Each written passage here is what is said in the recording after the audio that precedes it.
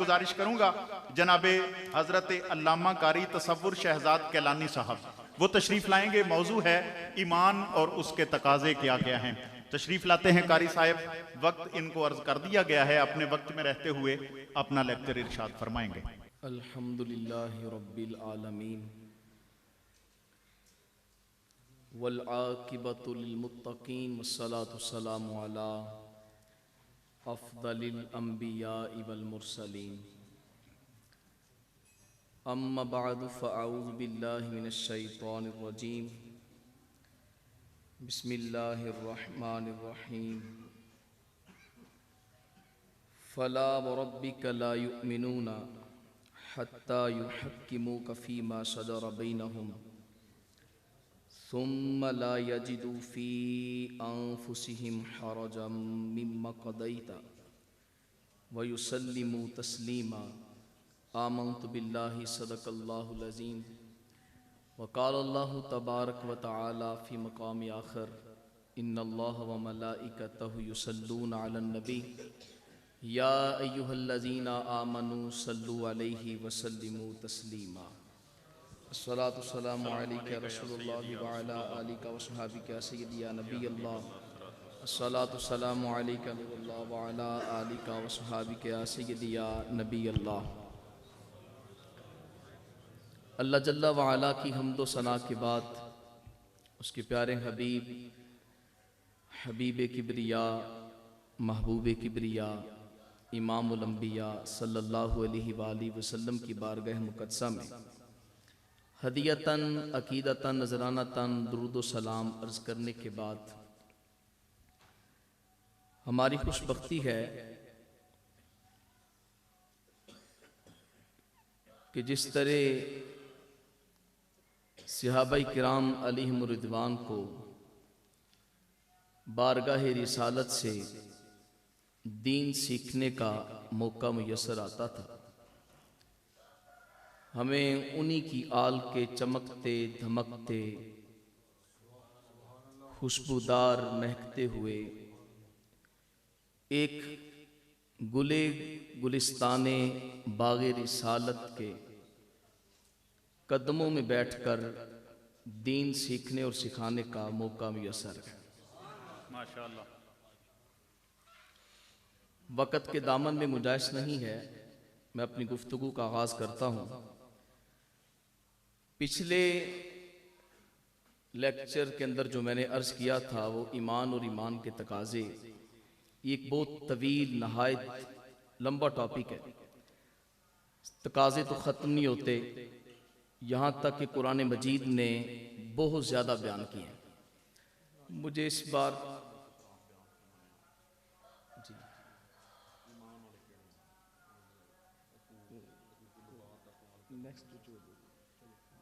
ماشاءاللہ یہ ٹاپک کو میں نے یوں تیار کیا ہے کہ ہر لیکچر پر، ہر تزکیہ نفس کے اجتماع کے اندر ایک تقاضا ایمان کا میں بیان کرتا جاؤں گا۔ ماشاءاللہ۔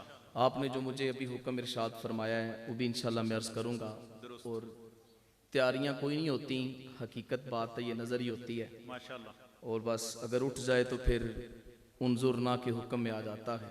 اللہ کریم کلمت الحق زبان پہ جاری فرمائے۔ قرآن مجید کی پارہ نمبر 5 سورہ نساء آیت نمبر 65 میں نے تلاوت کی ہے۔ قرآن کہتا ہے فَلَا وَرَبِّكَ لَا يُؤْمِنُونَ حَتَّى يُحَكِّمُوكَ فِي مَا شَجَرَ بَيْنَهُمْ۔ سبحان اللہ۔ اے حبیب مکرم صلی اللہ علیہ وآلہ وسلم، تیرے رب کی قسم، لا یؤمنون حتی یحکموک فی ما شجر بینہم، تیرے رب کی قسم ہے اس وقت تک کسی کے کلیجے میں ایمان داخل نہیں ہو سکتا جب تک وہ تجھے اپنا حاکم نہ بنا لے۔ ایمان کے تقاضوں میں سے ایک تقاضا یہ بھی ہے کہ اطاعت رسول، فرما برداری کرنا، آپ کے حکم پر سر تسلیم خم ہو جانا، آپ کے حکم پر قلب سلیم کا جھک جانا، اس کو کہتے ہیں اطاعت رسول۔ آیت میں نے یہ مکمل نہیں پڑھی، لیکن اتنے سے پوائنٹ کے اندر یہ میں اپنا موضوع نکالنا چاہتا ہوں۔ کلام کی 3 صورتیں ہوتی ہیں۔ نمبر 1 کلام ہوتا ہے ابتدائی، نمبر 2 ہوتا ہے طلبی، اور نمبر 3 ہوتا ہے انکاری۔ میں آپ سے کلام کر رہا ہوں، آپ کے ذہن میں میرے کلام کے بارے میں کوئی شک نہیں ہے، کوئی انکار نہیں ہے، تو یہ میرا کلام ابتدائی، میں کوئی اس میں تاکید نہیں لگاؤں گا کہ بے شک قسم میں نہیں کہوں گا۔ میں کہوں گا جی بس دھوپ ہے، میرے کلام کے اندر کسی کو شک نہیں ہے، آپ سب مان جائیں گے، مجھے قسم کی بھی ضرورت نہیں، مجھے تاکید کی بھی ضرورت نہیں۔ دوسری قسم ہے کلام طلبی، کہ سننے والے کے ذہن میں شک ہے۔ ہم ایک کمرے میں بیٹھے ہیں اور میں نے کہہ دیا جی باہر بہت دھند ہے، بیٹھنے والوں کے ذہن میں شک آئے گا، جناب دن کے 11 ساڑھے 11 ہو چکے ہیں، ابھی تو دھند جا چکی ہوگی، ابھی تو دھوپ ہے، دھند نہیں ہوگی۔ اس شک کو دور کرنے کے لیے مجھے تاکید لگانی پڑے گی، اور مجھے انا، انا، الا، لقد، قد استعمال کرنا پڑیں گے، اور میں کہوں گا بے شک باہر دھند ہے، تاکہ سننے والے کے ذہن میں کوئی شک پیدا نہ ہو۔ نمبر 3 قسم ہے کلام کی، وہ ہے انکاری۔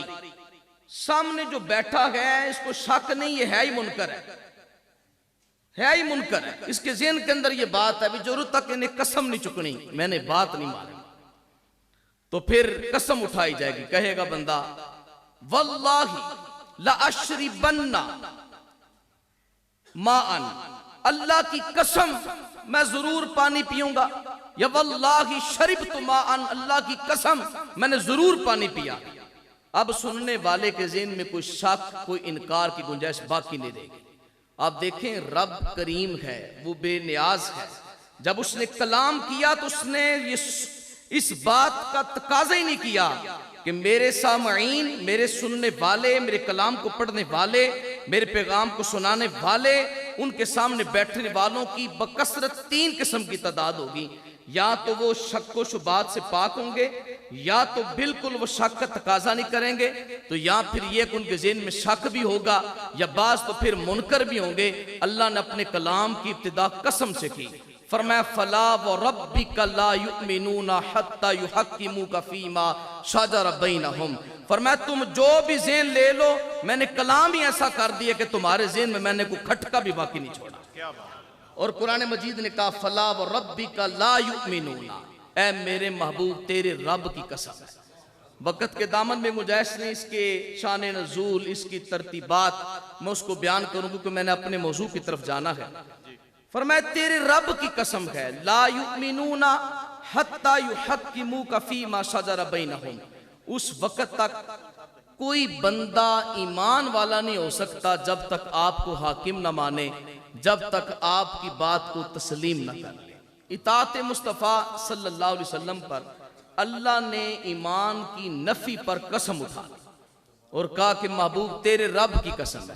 اب قسم کی کئی اقسام ہوتی ہیں، کبھی قسم اپنے سامنے والے کی اٹھائی جاتی ہے، کبھی کسی معتبر چیز کی اٹھائی جاتی ہے، کبھی کسی مقام کی اٹھائی جاتی ہے۔ اللہ چاہتا تو اپنی حبیب کی قسم اٹھاتا، اللہ چاہتا تو اپنے کلام قرآن مجید کی قسم اٹھاتا، اللہ چاہتا تو طور سینہ والتین والزیتون والعصر کہتا، طٰہٰ کہتا، یاسین کہتا، کوئی بھی قسم اٹھا دیتا۔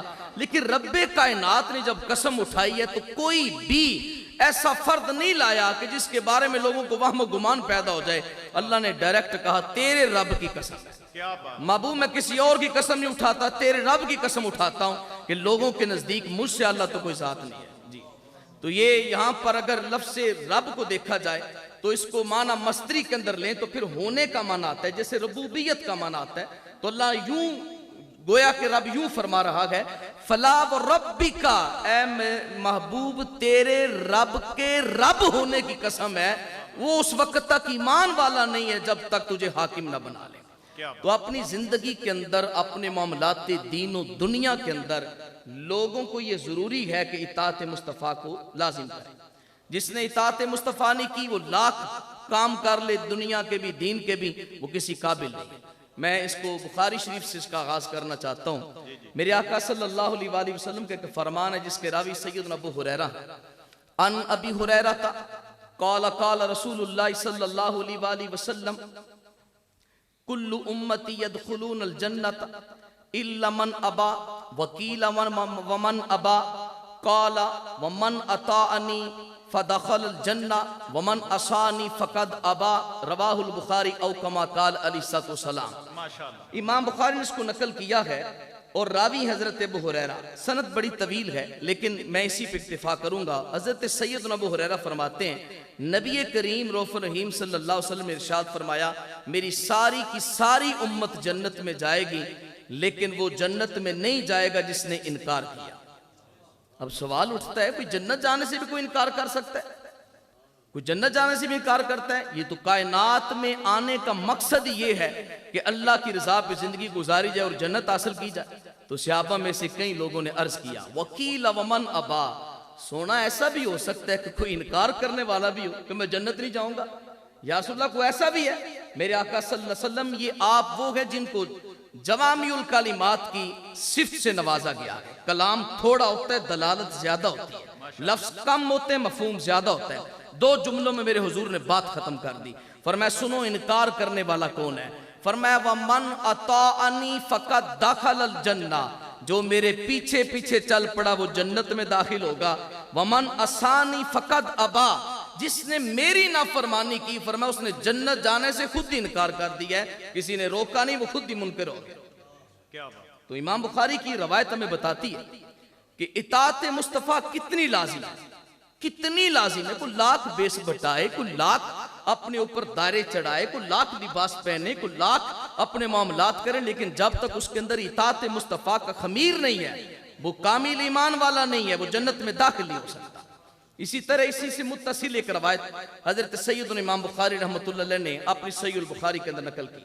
اسی کے راوی حضرت جابر بن عبداللہ ہے، باپ بیٹا دونوں صحابی رضی اللہ تعالیٰ عنہما روایت کرتے ہیں ان جابر بن عبداللہ رضی اللہ تعالیٰ عنہما قال جاءت ملائکۃ الی النبی صلی اللہ علیہ وسلم وهو نائم وقالوا ان لصاحبکم ھذا مثلا فاضربوا له وقال بعضهم انه نائم وقال بعضهم ان العین نائمۃ والقلب یقظان وقال مثله كمثل رجل بنى دارا وجعل فيها من دوبة مادوبة وبعث داعيا من أجاب الداعية فقد دخل الدار وأكل معه ومن لم يجب الداعية ولم يدخل الدار ولم يأكل معه من المادوبة فقال أولوها قال الدار الجنة والداعي محمد صلی اللہ علیہ وسلم من اطاع محمدا فقد اطاع اللہ من عصى محمدا فقد عصى اللہ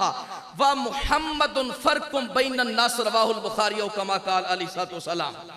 حضرت جابر بن عبداللہ روایت کرتے ہیں میرے آقا صلی اللہ علیہ وسلم کی کیا کمال شان بیان کیے جناب۔ آپ کی میں توجہ کا منتظر ہوں، اپنی نگاہوں کو زیارت مرشد سے مستفید کرتے ہوئے اپنے قلوب و ذہان کو اس حدیث کے نور سے ضرور منور کیجئے گا۔ میرے آقا صلی اللہ علیہ وسلم کے پیارے صحابی حضرت جابر فرماتے جاءت ملائکۃ الی النبی وہو نائم، میرے آقا آرام فرما سوئے ہوئے، فرشتے آ گئے، فرشتوں کا جرمٹ آ گیا، کچھ دائیں بیٹھ گئے، کچھ بائیں بیٹھ گئے، کچھ سہرانے بیٹھ گئے، کچھ پاؤں کی جانب بیٹھ گئے۔ بیٹھ کے جب انہوں نے زیارت مصطفیٰ کی صلی اللہ علیہ وسلم زیارت کی جب انہوں نے، تو فرشتوں میں سے بعض فرشتوں نے کہا دوسروں سے، انہوں نے کہا اِنَّا لِصَاحِبِكُمْ هَذَا مَثَلًا فَاضْرِبُوا لَهُ، انہوں نے کہا اوے فرشتوں ہمارے ساتھ آنے والوں تمہارے اس صاحب کی ایک مثال ہے، ذرا اس کو بیان تو کرو۔ تو جن سے کہا گیا بیان کرو انہوں نے کہا اِنَّهُ نَائِمٌ، بیان کیسے کریں یہ تو سوئے ہوئے ہیں، سوئے بندے سے کیا کلام کرنا؟ کلام تو بندہ اس سے کرے جو جاگ رہا ہو، کلام تو بندہ اس سے کرے جو سمجھ رہا ہو۔ فرشتوں نے فرشتوں سے کہا انہو نائمن، یہ تو سوئے ہوئے ہیں۔ تو اس کا جواب پھر فرشتوں نے دیا اور عقیدہ اہل سنت میں مہر لگا دی۔ اور نوری، وہ ہمارے سرکار کیلانی کہتے تھے ہمارا عقیدہ نور علی نور ہے، اس لیے کہ اس پہ نوریوں کی مہر لگی ہوئی ہے۔ تو فرشتوں نے کہا بھی تم بھول گئے ہو، یہ سوئے ہوئے ہیں، تم یہ کہہ رہے ہو یہ سوئے ہوئے سنتے نہیں ہیں؟ تو فرشتوں نے آگے سے کہا ان العین ناعمۃ والقلب یقظان، سنو ان کی آنکھیں سوتی ہیں دل نہیں سوتا۔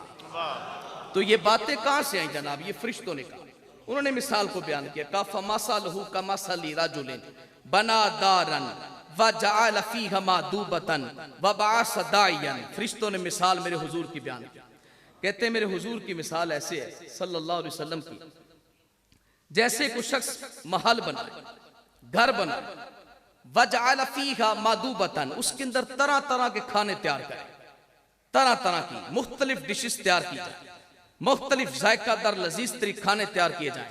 فرمایا پھر وہ شخص گھر بنا کر باعث داعین، محلے میں ایک دائی بھیج دے، ایک دعوت دینے والا بھیج دے، ایک پکارنے والا بھیج دے، وہ لوگوں کو کہے آؤ بھائی گھر میں داخل ہو جاؤ، میوے کھاؤ، آؤ گھر میں داخل ہو جاؤ، کھانا کھاؤ، آؤ گھر میں داخل ہو جاؤ اور عیش کرو، موجیں کرو، اپنی زندگی کو فی عیشۃ راضیہ میں گزارو۔ وہ لوگوں کو پکارے تو فرشتوں نے کہا اس کی مثال اس آدمی کی طرح ہے کہ جس نے گھر بنایا، کھانا تیار کیا، پھر اس نے ایک دائی کو بھیج دیا، بلانے والے کو بھیج دیا، پھر کیا ہوا؟ فرشتے کہتے ہیں من اجاب الداعی فقد دخل الدار واکل معه من المعدوبۃ۔ فرمایا جس نے اس دعوت دینے والے کی دعوت کو قبول کیا وہ گھر میں داخل ہوا، اس نے گھر میں سے کھانا کھایا اور موجیں کی۔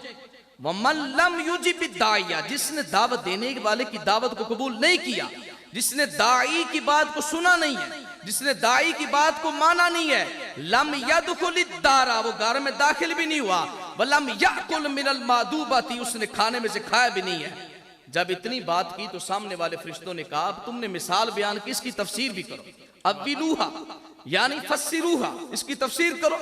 انہوں نے تفسیر بیان کی اور کمال تفسیر بیان کی، لیکن تفسیر بیان کرنے سے پہلے کچھ فرشتے پھر بولے، انہوں نے کہا انہو نائم، یہ سوئے ہوئے۔ امام بخاری نے حدیث لے کر آئے ہیں، وہ ہمارے چاند جی سرکار ہمارے سروں کے تاج فرمایا کرتے تھے بخاری پڑھو تو قبلہ ساری پڑھو، ماشاءاللہ۔ تو یہ کمال کا انداز ہے۔ پھر فرشتوں نے کہا انہو نائم، ہم نے مثال بیان کر دی ہے لیکن اب ہم مثال کی تفسیر کریں، یہ ہستی سو رہے ہیں، سرکار دو عالم صلی اللہ علیہ وسلم آرام فرما رہے ہیں، یہ تو سو رہے ہیں، ہم کیسے مثال کو بیان کریں؟ توجہ چاہوں گا میں آپ کی جناب۔ جب انہوں نے یہ کہا تو فرشتوں نے پھر بول کے کہا ان العین نائمۃ والقلب یقظان، اور تم بھول گئے ہو ان کی آنکھیں سوتی ہیں دل نہیں سوتا۔ ماشاءاللہ۔ اس کی تفسیر کے اندر امام بخاری نے اس کی تفسیر کے اندر نیچے ایک لفظ لکھا ہے یفقہ کلام الناس فی النوم والایقاظ، یہ ہستی ہے کہ جو لوگوں کے کلام کو نیند میں بھی سمجھتی ہے اور جاگتے ہوئے بھی سمجھتی ہے۔ یہ جب کلام فرشتوں نے کہا تو پھر فرشتوں نے تفسیر کی، انہوں نے پوچھا یہ آدمی کون ہے، یہ گھر کیا ہے، یہ کھانا کیا ہے، تو فرشتوں نے تفسیر کی اور ہمیں آج کے ٹاپک سے ایک عظیم نقطہ دیا۔ اور کیا نقطہ دیا؟ فرشتوں نے کہا الدار الجنت، گھر سے مراد جنت ہے، وَدَّاعِ محمد، بلانے والے محمد رسول اللہ ہے صلی اللہ علیہ وسلم۔ اب سنیے گا جملہ، میری بالکل موضوع پر پوائنٹ ہے، یہ کمال ترین جملہ ہے۔ فرشتوں نے کہا من اطاع محمدًا فقد اطاع اللہ، من عصى محمدًا فقد عصى اللہ، اور جس نے محمد رسول اللہ کی بات مانی جنت میں داخل ہوا، موجے کی، جس نے محمد رسول اللہ کی بات نہیں مانی وہ جنت میں نہیں جائے گا، رب کا نافرمان ہے۔ اور آگے فرشتے نے آتی ہوئی امت کو صبح قیامت تک یہ عقیدہ دیا، کہا وَمُحَمَّدٌ فَرْقٌ بَيْنَ النَّاسِ، لوگوں کے درمیان فرق ہی ذات مصطفیٰ کا ہے۔ ماشاءاللہ۔ تو یہ معلوم ہوا اس حدیث پاک سے کہ اطاعت مصطفیٰ ایمان کا تقاضا ہے، اگر ایمان لے کر تم جنت میں جانا چاہتے تو پھر یہ تقاضا پورا کرو۔ پھر اس بات کو ذہن نشین رکھو، اطاعت مصطفیٰ کے بغیر گزارا نہیں۔ میں ایک اور حدیث پیش کرنا چاہتا ہوں۔ چند روز پہلے ایک سوشل میڈیا پہ ایک سوال اٹھا اور میں آستانہ حضرت کعبہ والا شریف پر بیٹھ کر اس سوال کے جواب عرض کرنے کے لیے سائیوں کے قدموں میں بیٹھ کر کچھ کہنا چاہتا ہوں، کیونکہ یہ پروگرام لائیو چل رہا ہے۔ اگر یہ سوال کا جواب بن جائے یعنی لوگوں تک پہنچ جائے تو مجھے امید ہے کہ راہ راست پہ آنا ان کے لیے آستانہ علی حضرت کعبہ والا شریف کا صدقہ یہ بات ملے گی۔ کمال ترین یہ ایک سوال اٹھا، سوال یہ تھا کہ جب ہم محمد رسول اللہ صلی اللہ علیہ وسلم کے امتی ہیں تو ہمیں کوئی مسئلہ نہیں، جب ہم سب نبیوں کو مانتے ہیں تو باقی نبیوں کی شریعت پر بھی ہم عمل کر لیں، باقی نبیوں کی شریعت پر بھی ہم عمل کریں، اس میں کوئی مسئلہ نہیں۔ بڑے بڑے عظیم فلاسفر اور بڑے بڑے عظیم سکولرز کہلانے والے یہ بات کر رہے تھے، لیکن بندہ ناچیز یہ بات امام دارمی کی کتاب سنن دارمی سے کرنا چاہتا ہے، جس کو روایت کی حضرت جابر رضی اللہ تعالیٰ عنہ۔ حضرت جابر بن عبداللہ یہ وہی راوی ہیں جن کی پہلے میں نے حدیث مروی پڑھی۔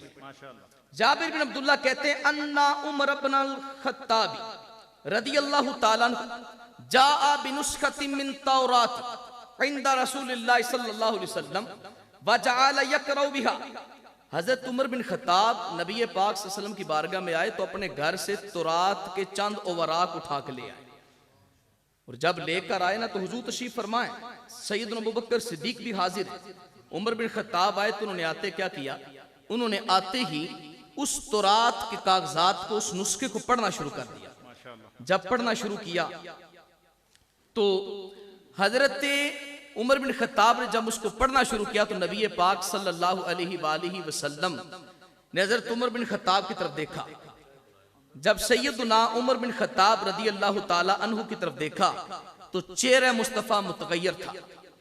تو حضرت عمر کی نظر ابھی چہرہ وضحا پہ نہیں پڑی کہ سیدنا صدیق اکبر نے پہلے مصطفیٰ کریم صلی اللہ علیہ وسلم کے چہرے کو دیکھا اور حضرت عمر سے مخاطب ہو کر کہا، یا عمر سکلت کا سواکل ما تدری ما نظرت الا بوجہ رسول اللہ یتغیر وجہ رسول اللہ. اے عمر، رونے والی روئیں اور خیال نہیں کرتے حضور کے چہرے کی رنگت تبدیل ہو گئی ہے. سیدنا عمر بن خطاب نے تورات کے ان اوراق کو سمیٹ کر جسم پہ کپ کپی تاری ہے. کہتے ہیں انی اعوذ بغضب اللہ وغضب رسولہ وردین باللہ ربا وبمحمد نبیا وبالاسلام دینا. حضرت عمر بن خطاب کہتے ہیں، سونا میں پناہ مانگتا ہوں اللہ اس کے رسول کے غصے کی، مجھ سے غلطی ہوگی سونا، مجھ سے غلطی ہوگی یا رسول اللہ، میں اللہ کے رب ہونے، محمد کے رسول ہونے، اسلام کے دین ہونے پر راضی. جب یہ بات کی نا تو میرے آقا صلی اللہ علیہ وسلم اپنی مسند مبارک سے کھڑے ہوئے، فرمایا یاد رکھو، لو بادا لکم موسیٰ فاتبعوہ واتبعوہ وترکتمونی لدللتم سواء السبیل. سنو جملہ سنی گا، کیا جملہ میرے حضور نے شاہ فرمایا اگر آج اس دھرتی کے اوپر موسیٰ علیہ السلام تمہارے سامنے آ جائیں، تم مجھے چھوڑ کر ان کے پیچھے چلو، اگرچہ وہ اللہ کے نبی ہیں، اگرچہ وہ ہادی امت تھے، اگرچہ وہ اللہ کے کلیم ہے، فرمایا لدللتم سواء السبیل، اور تم سیدھے راستے سے بہک جاؤ گے، سیدھے راستے سے بہک جاؤ گے. اللہ اکبر.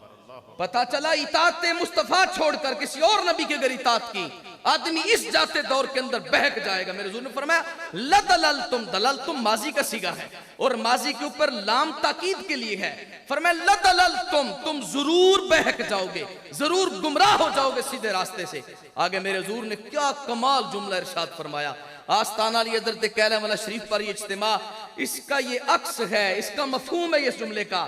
میرے حضور نے فرمایا لو ان موسیٰ حیٌ لتبعنی، فرمایا اگر آج موسیٰ علیہ السلام زندہ ہوتے تو میں محمد عربی کی پیروی کرتے. کیا بات. اس لیے اطاعت مصطفیٰ انبیاء کے لیے بھی لازم ہو جاتی ہے. اگر فرمایا لو کان موسیٰ حیً، اگر موسیٰ اس دور مصطفیٰ ظاہری دور کے اندر زندہ ہوتے، فرمایا لتبعنی، موسیٰ علیہ السلام میری اتباع کرتے، اور تم ہو کہ تورات کے نسخے پڑھ رہے ہو.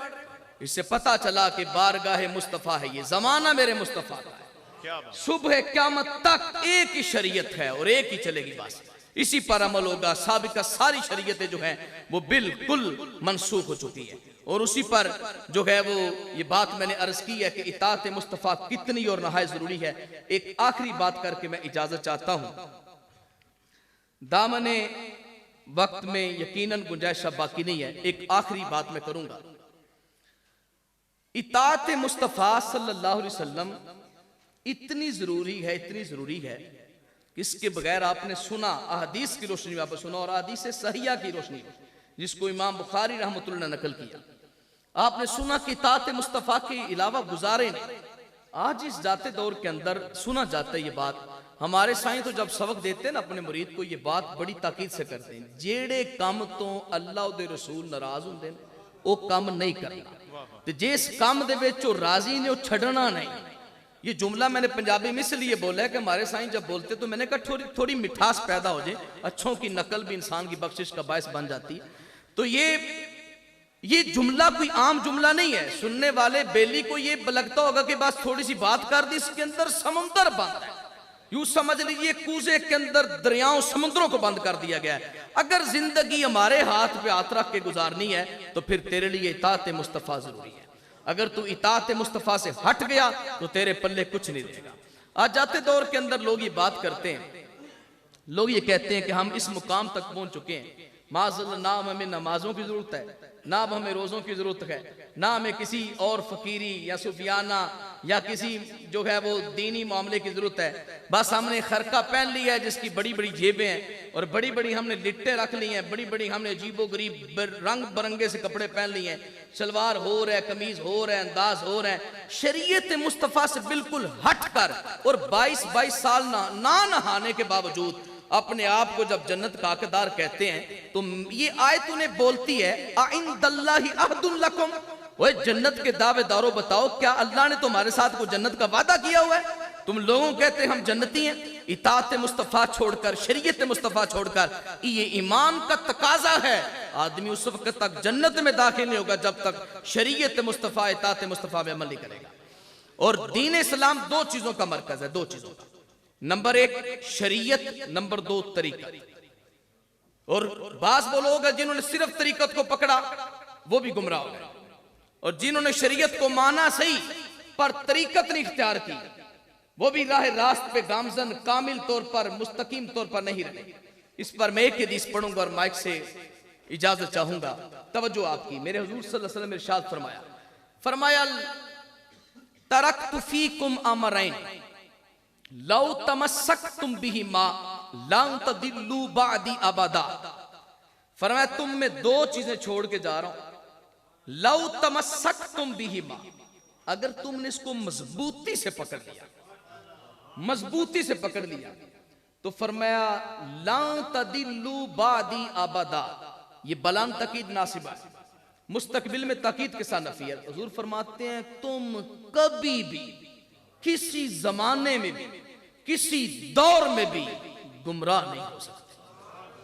2 چیزیں تمہیں دے، یہ روایات مختلف ہیں لیکن جو روایت میں پڑھنا چاہتا ہوں ان میں الفاظ یہ ہیں، یا رسول اللہ وہ 2 چیزیں کون سی ہیں؟ فرمایا کتاب اللہ و سنت رسولہ، ایک اللہ کی کتاب چھوڑ کے جا رہا ہوں اور ایک اپنی سنت چھوڑ کے جا رہا ہوں۔ اب اس سے کیا پتا چلا کہ ایک دامن کے اندر قرآن اور ایک دامن کے اندر سنت مصطفیٰ۔ قرآن سنت کے بغیر سمجھ نہیں آتا، بالکل سمجھ نہیں آتا۔ کتنی زیادہ اس پر لمبی گفتگو ہے لیکن میں آخر بھی یہ بات کروں گا کہ شریعت قرآن ہے، طریقت ادائے مصطفیٰ ہے، طریقت سنت مصطفیٰ ہے، تو ان پر عمل کیا جائے، اللہ کریم عمل کی توفیق عطا فرمائے۔